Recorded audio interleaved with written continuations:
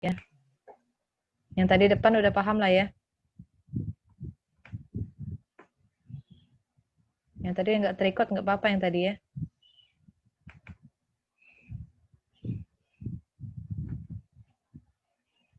Baru nyadar.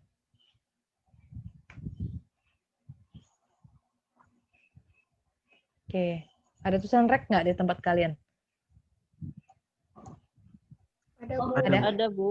Dari tadi enggak berarti ya. Oke, tidak apa-apa lah yang masih pendahuluan yang tadi. Yang ketiga sekarang simple implication atau implikasi. Jika A maka B. Artinya, jika pernyataan A, maka pernyataan B. Yang artinya, jika pernyataan A benar, maka B-nya benar. Kalau A benar, B benar. Terus yang lain, jika A salah, maka B itu bisa benar atau salah. Bingung. Kalau lebih jelas, lihat di nomor 1, 2, 3. Nomor 1, project A dipilih, berarti YA-nya 1. Project B dipilih, YB-nya 1. Case yang kedua, kalau A tidak dipilih, YA-nya 0, B dipilih, YB-nya 1. Case yang ketiga, YA-nya 0, kemudian project B-nya tidak dipilih, YB-nya sama dengan 0. Kayak mana nulisnya kalau seperti itu? Kalau jika maka, YA kecil sama dengan YB. Benar nggak? 1 kecil sama dengan 1. 0 kecil sama dengan 1. 0 kecil sama dengan 0. Ya. YA kecil sama dengan YB.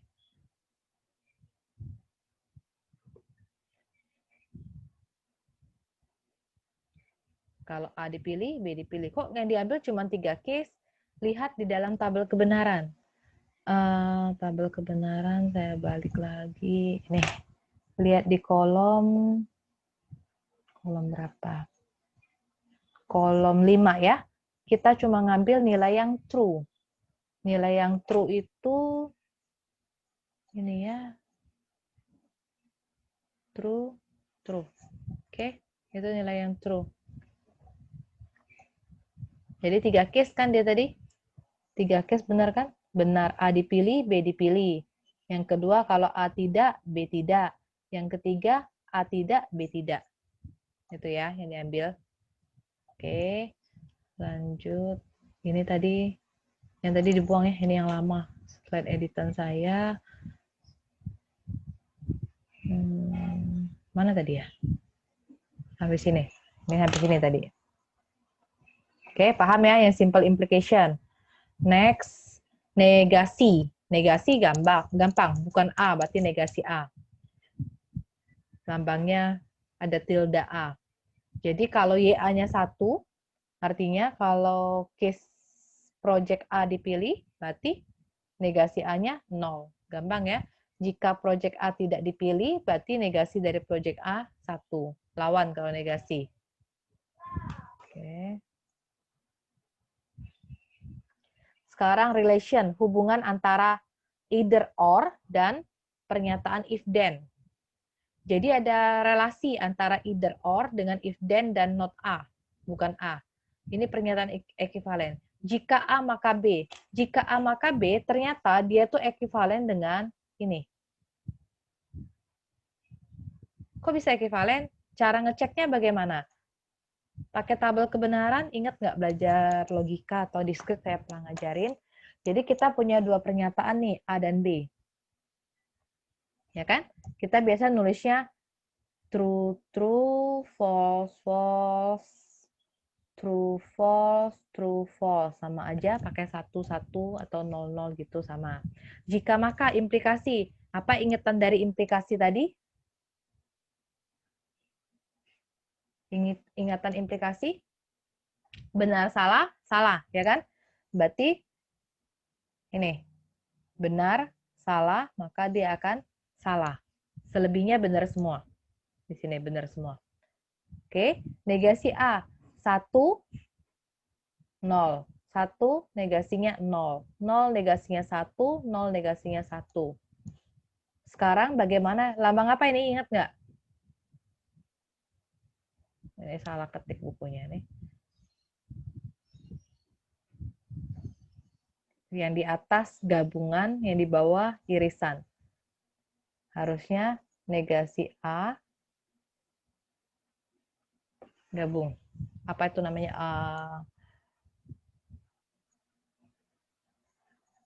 Disjungsi atau konjungsi? Kalau union kayak gitu gabungan?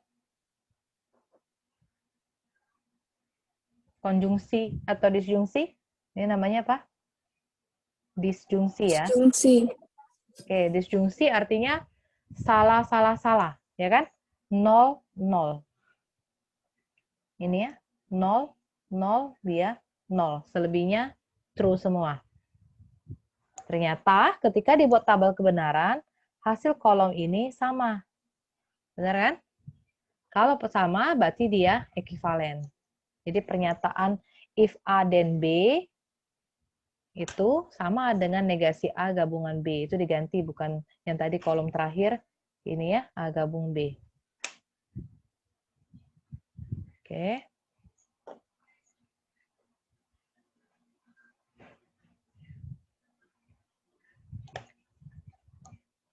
Ini ada ekspresi linier untuk relasi boolean. Jadi kita punya relasi logika, misalnya ada YC. YC itu, project C itu artinya project A dan project B. Jadi kalau nulisnya kan kalau logika seperti ini, seperti yang di kolom kiri ini, kita nggak bisa ngetiknya di model. Nggak ngerti dia model itu disjungsi, konjungsi, implikasi, atau negasi. Jadi ada linear inequality. Jadi kalau YC sama dengan YA gabung YB, YA dan YB, berarti boleh nulisnya YC lebih kecil sama dengan YA, YC lebih kecil sama dengan YB, YC lebih besar sama dengan YA tambah YB kurang 1. Jadi 3 ini dibuat.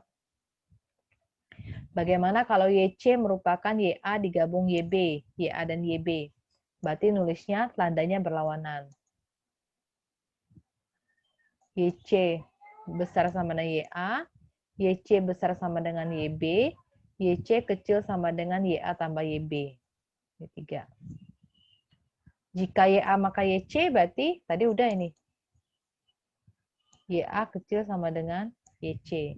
Kalau negasi, berarti YC sama dengan 1 kurang YA. Karena kan totalnya 1 ya.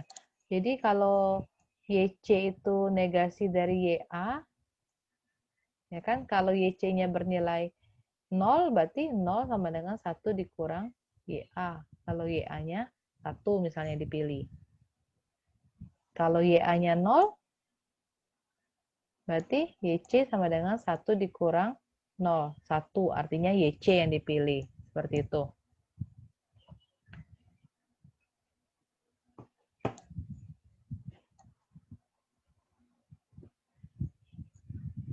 Sekarang ke B-implikasi atau double implication. B-conditional, A jika dan hanya jika B. Double implication itu B-implikasi mengartikan bahwa A mengimplikasikan B dan B juga mengimplikasikan A. Kalau kita mengaplikasikan ke dalam pemilihan project, ini berarti bahwa project A itu dipilih jika dan hanya jika project B dipilih. Jadi kita ada 2 cases. Lihat dari mana, Bu? Tahu 2? Lihat dari tabel lagi. Kembali lagi ke tabel awal tadi. Nih, B-implikasi itu ada di kolom ke-6. Cari yang bernilai true. Yang bernilai true itu ada di yang pertama sama yang terakhir, yang bernilai true. Dari mana true-nya? Berarti benar-benar sama salah-salah. Jadi case-nya itu yang dipakai. Kita balik lagi, benar-benar salah-salah ya.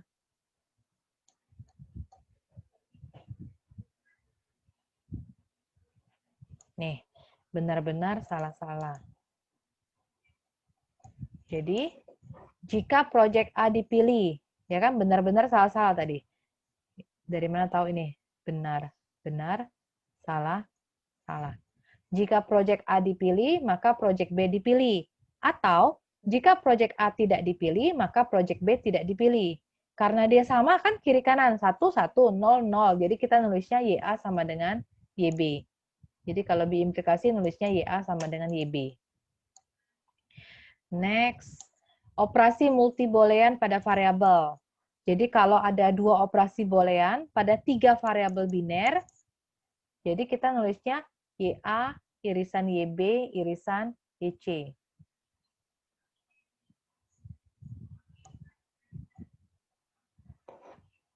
Karena ada 3, berarti nanti solusinya hasilnya YD.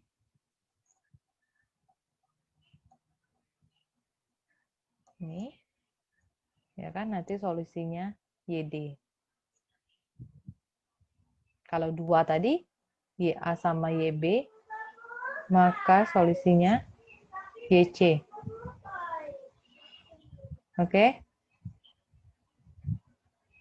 Nah, sekarang transformasi non-biner ke variabel 01. Kalau tadi kita punya variabel yang non-biner, yang tidak 01, bagaimana cara mentransformasinya ke dalam variabel 01? Yang pertama, transformasi variabel integer. Ini nggak kita pelajarin. Dia ada di komputasi. Jadi, misalnya gini, ini menyatakan variabel integer yang menggunakan variabel biner. Kalau biner itu angkanya cuma 01 kan? Ini yang di atas.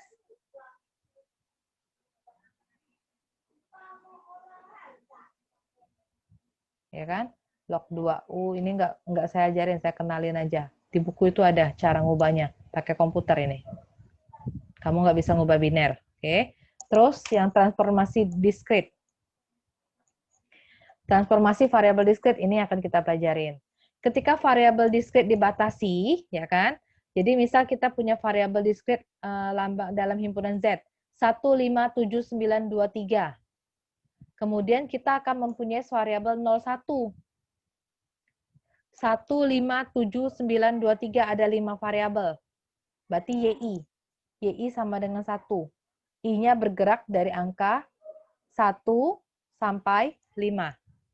Jadi nulisnya Z sama dengan angka 15793 itu akan jadi parameter atau jadi koefisien. Jadi Z sama dengan 1Y1 tambah 5Y2 tambah 7Y3 tambah 9Y4 tambah 23Y5. Terus 1 itu kan untuk Y1, 5 untuk Y2, 7 untuk Y3, 9 untuk Y4, dan 23 untuk Y5. Kalau salah satu proyek harus dipilih, ingat kendalanya Y1 tambah Y2 tambah Y3 tambah Y4 tambah Y5 sama dengan 1. Kan salah satu proyek yang akan dipilih. Tepat satu proyek berarti sama dengan 1. Kalau paling sedikit satu proyek, misalnya nanti kamu tinggal ganti lebih besar sama dengan 1.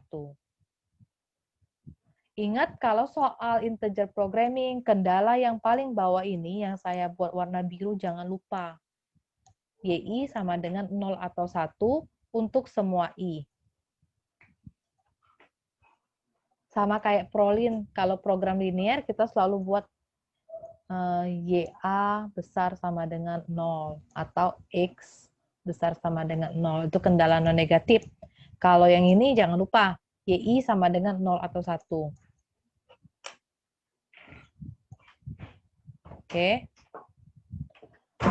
Sekarang fungsi linear terpotong. Nah, ini fungsi linear terpotong. Fungsi linear terpotong. Misal, kita punya persoalan penjualan. Harganya katanya kalau 100 unit pertama harganya $10.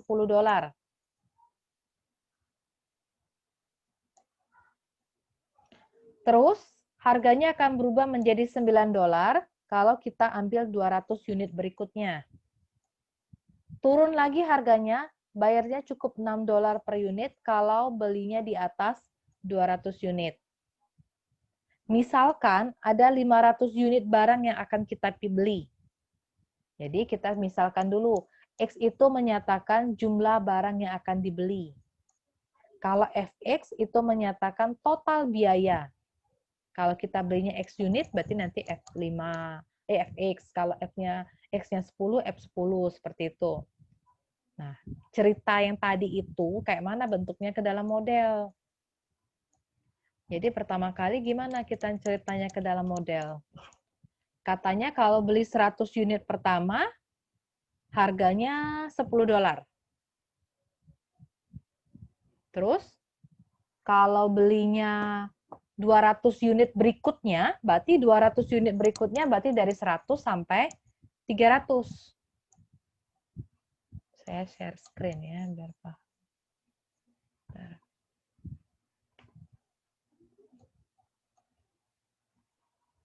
Oke.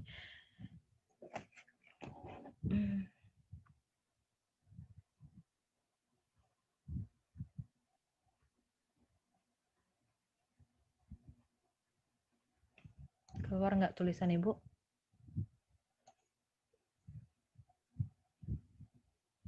Tulisan Ibu di screen keluar nggak? Keluar, Bu. Oke, dia $10 per unit. Ceritanya untuk 100 unit pertama. Kalau 100 unit pertama, artinya dari 0 sampai 100. 100-nya ikut. Kita misalkan dulu, jangan lupa, X itu,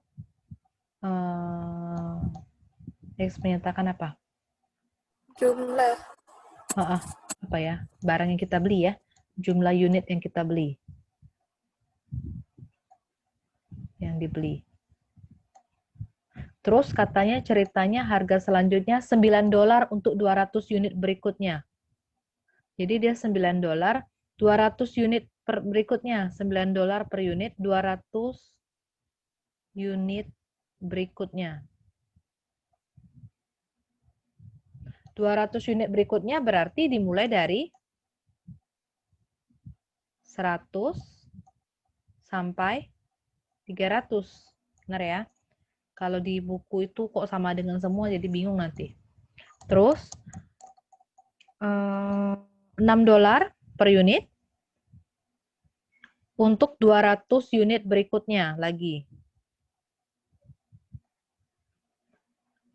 Berarti bukan dari 0 lagi, tapi dari 300. Kecil X sampai 300 tambah 200, 500. Nah, harganya sekarang kayak mana? Untuk yang pertama. Nah, jika harganya 0, jika barangnya 0 sampai 100. Fx tadi kan berapa jumlah yang kita bayar. Kalau X itu jumlah unit yang dibeli. Jadi Fx kalau kita belinya sebanyak X unit, harganya $10. Berarti 10 kali X. Paham? Fx akan bernilai 10x jika x-nya 0 sampai 100. Terus yang kedua lagi, fungsi yang kedua, yang $9 tadi. Itu untuk 200 unit berikutnya. 200 unit berikutnya. Berarti 100 unit pertama kita bayarnya berapa? 100 unit pertama berarti 100 dulu kan? Benar? Ditambah? Bentar. 200 unit berikutnya. Berarti 100 unit pertama kita bayar dengan harga $10 dulu. Benar ya? 10 kali 100. Benar kan? Ditambah. Harga berikutnya berubah bukan 10 lagi, tapi 9. Benar? Sisanya berapa unit dikurang 100. Dari mana bisa kayak gitu? Saya buat di sini merah itu ya, 10 sama 9 tuh harganya. Jadi kalau kita misalnya punya barang 152, ya kan? Berarti 100 unit ini kita bayar dengan $10, benar kan? Sisa 52 ini kita bayar dengan $9 per unit. Paham? Paham ngitung kayak itu? Yang biru, ada nggak? Yang warna biru. Jadi 100 ini, ya benar, 10 harganya kali 100 unit. 52 dapat dari mana? Ini harganya 9, 52 itu berarti 152 dikurang 100. Pahamkah? Jadi 10 sama 9 yang warna merah itu harga. Yang harga kuning, warna kuning ini 100 unit pertama. Sisa unit tadi dikurangi 100.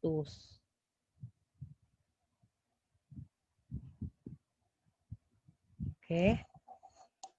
Saya kasih contoh yang lain. Kalau beli barangnya 230 misalnya. Kalau 230 berarti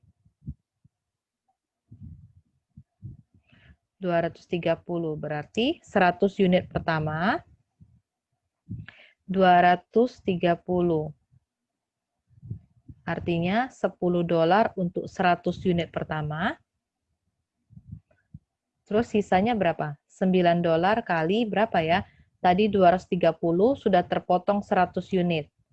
Jadi 9 dikali 130. Paham ya? Ini jika barangnya dari 100 sampai 300. Kalau mau dirapikan, jadi tadi ini yang fungsi yang pertama, ini fungsi yang kedua. Ini rapiin lah, jadi fx sama dengan 10 kali 100, 1000 ya. Ditambah 9 kali x, 9x, 9 kali min 100, min 900. Disederhanakan kembali jadi 1000 dikurang 900, 100 ditambah 9x. Dia jika barangnya antara 100 sampai 300.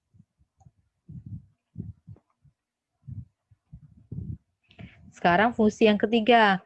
Untuk 200 barang berikutnya lagi. 200 barang berikutnya lagi gimana? Fx-nya 10. 10 barang $10 pertama untuk 100 unit pertama. Ya kan? Yang ke 200 kedua tadi berarti $9, benar?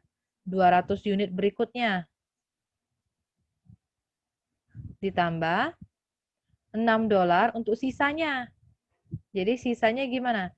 Jumlah barang tadi, kurangilah 100 yang pertama, kurangilah 200 yang kedua. Lihat di pinggir yang biru ini.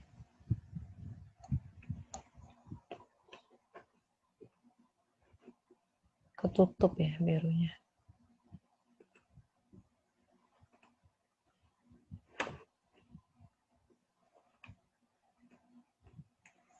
Oke. Nah, jadi kalau misal orang beli barangnya 420. Nah, 420. Berarti $10 kaliin 100. Itu yang pertama. Terus 200 unit pertama itu harganya $9 kali 200. Kayak mana sisanya? Sisanya berarti $6. Nggak tahu berapa sisanya. Berarti 420 dikurangin 100 dikurangin 200. Jadi sama dengan 6 dikali 120 kan sisanya. Itu harganya. Oke, fungsi yang ketiga tadi boleh disederhanakan. 10 kali 100 itu 1000.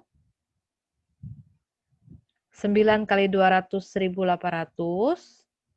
6 kalikan semua di dalamnya. 6x min 600 min 1200. Kalau disederhanakan, 1000 tambah 1800, 2800. 2800 dikurang 1800. 1000 ya. Tambah 6x. If 300 kecil daripada x kecil sama dengan 500. Ada pertanyaan kah di situ? Itulah yang menjadi rumus atau persamaan 3.1, 3.2, dan 3.3 di slide tadi. Oke, di screenshot atau mau dicatat dulu? Mau di screenshot silahkan. Nah, kalau enggak nanti lihat aja recordan ini. Udah ya. Saya stop share.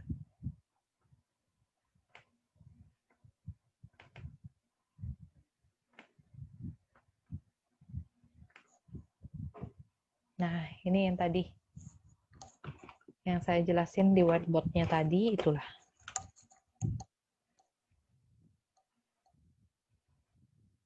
Ini ya, yang saya jelasin di whiteboard tadi. Oke, terus, nah, ini yang tadi, yang ada, kan sampai 3 fungsi tuh dari satu soal ini, inilah namanya fungsi linear terpotong, piecewise linear function, terpotong-potong. Jadi ada interval masing-masing, fungsinya beda-beda. Dari 0 sampai 100, pakainya 10. X. Dari 100 sampai 300, pakainya 100 tambah 9X. Dari 300 sampai 500, pakainya 1000 tambah 6X. Jadi beda-beda. Nanti kan kalau digambar seperti ini, nanti dia beda-beda. Kalau kita biasa gambar fungsi linear kan lurus kayak gini ya. Kalau ini mungkin dia lurus, tapi nanti kita tes coba gambarnya. Coba ya, saya tes.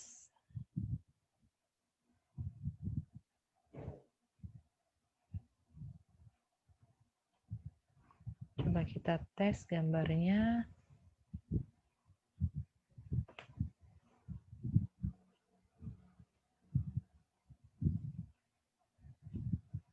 Kenapa dia disebut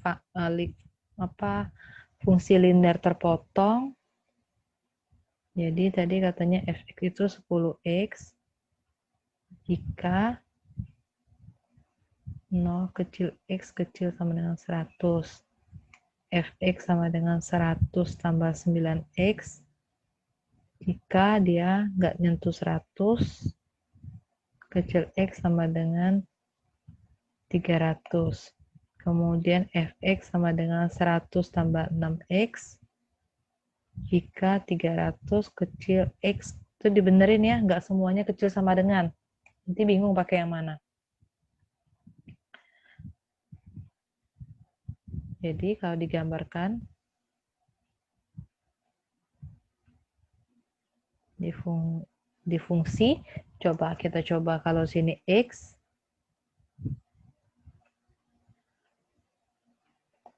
sini fx. Terus kalau di sini 0, kita coba. Kalau x-nya 0 berarti f-nya 0. Benar kan? Pakai 10 kali 0. Kalau x-nya 100, x-nya 100 berarti berapa? 10 kali 100, 1000. Misal di sini. Harusnya skalanya benar harusnya ya. Harusnya jaraknya harus sama. Walaupun kita nggak pakai ukuran, kira-kira harus sama. Ini nggak sama. Terus kalau x-nya 200 misalnya. Jadi 0 sama 100 ini kan fungsinya.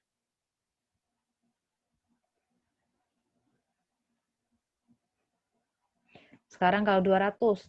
200 itu artinya 100 tambah 9 kali 200. Berapa? 1900.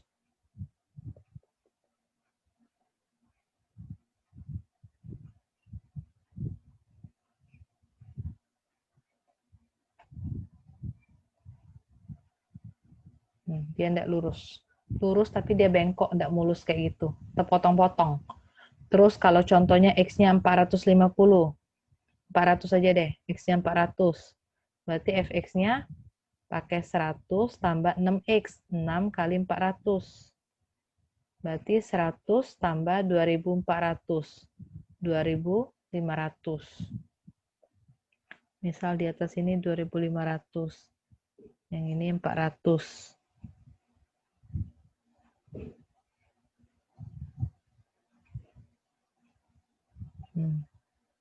Lurus garisnya, tapi dia terpotong bengkok kayak gitu. Karena beda-beda fungsi. Paham ya? Saya skalanya nggak rapi, jadi nggak terlalu terlihat bengkokan potongannya.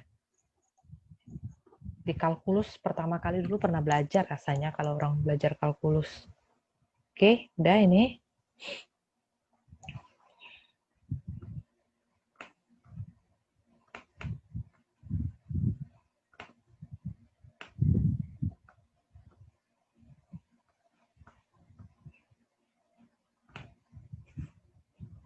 Sekarang transformasi fungsi polinomial 01. Polinomial kalau yang banyak-banyak pangkatnya itu loh. Jadi kita punya fungsi kuadrat nih. Itu polinomial juga kan. Pokoknya lebih dari pangkat 1 kita sebut dengan polinomial. Ini bentuknya. Kalau fungsinya banyak. Jadi F, Y1, Y2, sampai Yn. Sigma J, YJ kuadrat. Terlihat polinomial karena ada kuadrat di sini. Kalau fungsinya ada kuadrat. Oke. Sekarang kita ke contoh. Ini yang penting di bab ini. Yang polinomial. Misalkan persoalan pemrograman polinomial 01. Jadi kita punya fungsi ini. Nah, kelihatan benar ini polinomial. Bukan linear lagi. Kalau tadi kan cuma cerita Y1, Y2. YA, YB. Ini Y1 kali Y2 kali Y3. Bukan linear lagi karena ada perkalian antar variabel. Y1 kali Y2 kali Y3 seperti itu. Ada kuadrat pula. Jadi kita punya pemrograman polinomial seperti ini dengan satu kendala. Ingatkah satu kendala? Kalau persoalan IP dengan satu kendala namanya apa? Persoalan apa? Bab 2 kemarin. IP dengan satu kendala, knapsack problem. Jadi kayak mana konversinya? Di sini ada conversion prosedur mengkonversinya pertama, drop. Jadi kamu drop semua eksponen yang positif dari soal itu. Jadi positifnya di drop. Yang kedua, ganti setiap suku perkalian ya, yang perkaliannya dengan variabel biner yang baru. Contoh, kan tadi ada Y1, Y2, Y3. Di fungsi tujuan, ada Y1, Y2, Y3 kuadrat. Y1, Y2, Y3, gantilah dengan yang namanya Y1, 2, 3. Paham? Y1, Y2 ganti dengan Y1, 2. Jadi biar nggak kelihatan Y. Terus Y2 kali Y3 gantilah dengan Y2, 3. Y1, 3 gantilah dengan Y1, Y3. Paham? Jadi kalau ini ya. Y1, Y2, Y3, kan kelihatan itu artinya Y1 kali Y2 kali Y3. Ganti aja dengan Y1, 2, 3. Artinya kita udah tahu 1, 2, 3. 1 kali 2 kali 3. Terus Y1 kali Y2. Itu kan perkalian variabel. Ganti dengan Y1, 2. Y2, Y3. Ganti dengan Y2, 3. Y1 kali Y3 ganti dengan Y1, 3. Dia sesuai kebutuhan dari soal ini. Ini kan Y1, 2, 3, Y1, 2, Y2, Y3, Y1, Y3. Paham pengubahannya? Terus, apa yang dilakukan?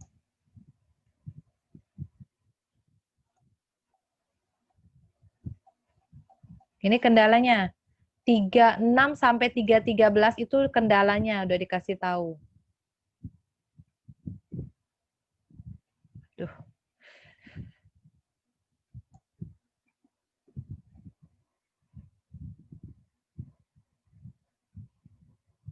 Nah, 36 sampai 313 itu soalnya. Jadi kayak mana formulasi barunya? The new formulation becomes, ini formulasi barunya.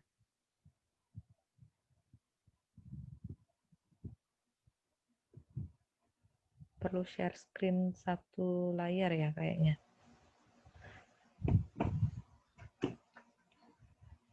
Saya buat soal di sebelahnya ya. Tadi soalnya itu max 2Y1, Y2, Y3 kuadrat, tambah Y1 kuadrat, Y2. Nah, jadi kita ngubahnya jadi maximize 2, kan variabelnya tadi Y1, Y2, Y3 kuadrat. Biarkanlah kuadrat. Katanya kan drop all positive eksponen. Jadi kan pangkat 2 itu positif tuh. Hilangin semua pangkatnya. Jadi tinggal 2Y1. Ini kalau ditinggal kan tinggal 2Y1, Y2, Y3, plus Y1, Y2. Karena pangkat positifnya saya drop. Jadi kalau sudah saya konversikan, dia jadi seperti yang merah ini. Y1, Y2, Y3 kan jadi Y1, 2, 3. Y1, Y2 jadi Y1, 2. Oke. Terus tadi subjek 2-nya yang sebelah sini. Tadi soalnya itu 12Y1 tambah 7Y2 kuadrat Y3 kurang 3Y1 Y3 kecil sama dengan 16. Pangkatnya dihilangin aja. Jadi dia tinggal 12Y1 tambah 7Y2 Y3 kurang 3Y1 Y3 kecil sama dengan 16. Seperti itu. Y2 Y3-nya, nah ganti jadi ke ini. Y2 Y3-nya jadi Y23. 3Y1 Y3 jadi 3Y13. Terus N ngikutin kendala 36 sampai 313. Yang itu kan nggak perlu diubah di soal yang di atas yang ini. Karena dia sudah nggak ada perkalian variabel lagi. Kalau tambah, Y1 tambah Y2 tambah Y3 jangan kamu ganti Y1, 2, 3, itu tambah. Sampai sini ada pertanyaan nggak yang ini?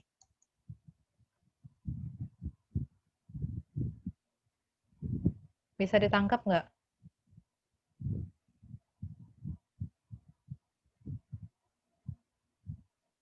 Oke, kalau nggak ada, saya lanjut lagi. Ini tinggal dikit kok. Yang ini sih cuma cerita tentang banding yang saya cerita tadi. Transformasi fungsi, produk biner, dan variabel kontinu dengan persoalan bundling. Bundling itu tahu, yang pertama contohnya gini. Ada perusahaan ya, dia memproduksi banyak software. Jadi each modul itu ada feature, terus dari statistik sampai grafik. Yang contoh yang lebih nyata lagi, komputer, distrik komputer. Jadi dia punya komponen kan ada basicnya, ada CPU-nya gitu kan, ada monitor, ada printer, hard disk. Kalau beli sepaket lebih murah. Paham nggak? Daripada kamu cuma beli komputer aja. Mau beli komputer plus printer lebih murah. Terus asuransi. Kalau asuransinya bisa pisah, harganya beda kan? Kalau asuransinya gabung dari home, otomotif sampai asuransi jiwa lebih murah. Beli fast food nih, beli paket yang KFC, McD itu kan kalau beli paket lebih murah kan? Contohnya daripada kita beli satu-satu burger, kentang sama soft drink. Kalau beli paket lebih murah, itu bundling yang lebih jelas. Ya kan? Paket di KFC itu kan lebih jelas daripada kamu cuma beli ayamnya tok, terus pisah lagi beli minumnya tok. Kalau di total harganya pasti akan lebih mahal daripada yang kita bundling. Terus travel agent kalau mau ikut tour atau wisata, ikut tour kan kadang sudah sampai transportasi perjalanannya, hotel sama pesawat, daripada kita beli sendiri hotelnya, beli sendiri pesawatnya. Maksudnya dengan kualitas yang sama ya. Dengan kualitas yang sama mungkin akan lebih mahal ketimbang kita beli yang bundling. Oke, ini contohnya. Jadi kita punya customer segmennya ada home, jadi perusahaannya, jadi dia ada konsumennya rumah tangga, pemerintah dan pendidikan, perusahaan kecil sama perusahaan besar. Jadi dia ngarepin terjual ini dalam satuan 10.000, jadi 50.000, 150.000, 80.000, 120.000. Kalau beli komputer only harganya ini 600. Kalau beli LCD monitor only 350. Kalau beli paket dua-duanya 850. Terlihat kan kalau beli masing-masing 600 tambah 3,5 aja udah 950. Mending beli paket 8,5. Ya kan sama kayak beli pakaian kan buy two get one free kadang gitu kan. Terus kalau yang ini kalau dijual ke pemerintah sama pendidikan, komputer aja dijualnya 700, monitor dijualnya 3,5. Kalau di total 1.050. Mending beli keduanya 1.000. Kalau dua-duanya memang benar dipakai. Itu contoh kasus. Jadi modelnya ini saya cerita aja modelnya. Jadi kita punya customer segment itu N. RIJ itu harga dari customer I untuk bundle J. Terus XJ harga bundle J, YIJ 1 kalau dia milih bundling pertama, kalau nggak dipilih 0. Ini model fungsi tujuannya. Kalau kamu punya kasus seperti itu.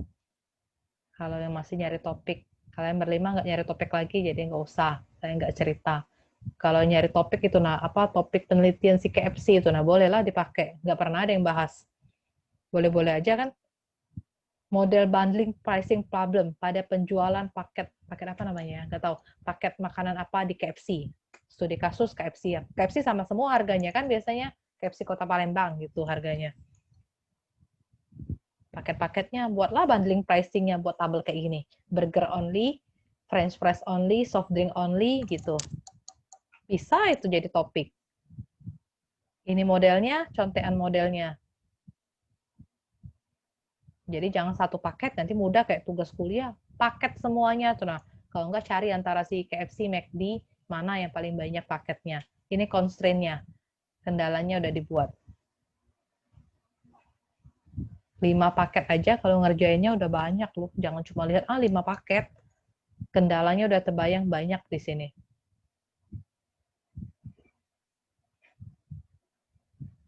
Kalian berlima ini memang skripsinya tentang optimasi kah?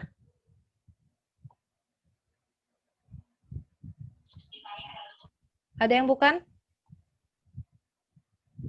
Rizka optimasi nggak? Iya, Bu, optimasi. Dia? Iya. Iya, Bu. Akmal iya kan? Saya ingat bahasnya. Iya, Bu. Indri? Optimasi juga, Bu. Ini Akbar juga ya? Optimasi bukan? Kalau kamu optimasi artinya kamu punya Lindo atau Linggo kan? Iya, Bu. Punya software nggak semuanya? Iya, Bu. Saya Iya, bingung kayak Bu. mana mau nge-share software itu. Kalau saya udah coba upload di e-learning tapi nggak bisa dibuka. Kalau kamu punya Lindo semua, minggu depan saya mau ngajarin, pas Branch and Bond saya mau ngajarin pakai Lindo. Itu harus penting. Jadi kamu install dulu pakai laptop ya. Rata-rata udah punya laptop kan pasti. Jadi untuk pertemuan minggu depan belum, satu kali lagi. Jadi pertemuan ke-8. Buka dulu si Lindonya, jadi kita bisa sambil ngitung nanti. Jadi saya nggak usah nge-share karena cuma 5 orang. Nge-save-nya di e-learning itu bingung nge-share-nya. Di WA mana bisa di-share software-nya itu. Kirim email bisa nggak? Nggak tahu saya kirim email bisa nggak itu. Kecil sih memorinya. Tapi program kayak itu bisa kirim email nggak? Nggak tahu. Nanti saya coba apa pakai Google Drive. Tapi yang jelas kamu udah punya ya. Jadi saya nggak mikir cara nge-share-nya lagi. Nah, itu bahannya hari ini sampai di situ. Minggu depan kita ke chapter 4. Satu kali chapter itu langsung habis minggu depan. 7, terus pertemuan 8 kita masih ada kuliah. Belum ada UTS. Pertemuan 8 kita kuliah Branch and Bound. Habis si Branch and Bound langsung kita UTS. Jadi itu Rabu. Kalau bisa jangan terlalu lama karena Rabu depannya lagi Bu Fitrinya masuk sudah pertemuan 8. Terserah kalian lah mau kuisnya hari apa. Kalau cuma 5 orang gampang kok ngaturnya. Mau di malam atau weekend boleh. Di minggu yang pertemuan 8 itulah. Yang jelas saya jelasin materi Branch and Bound dulu.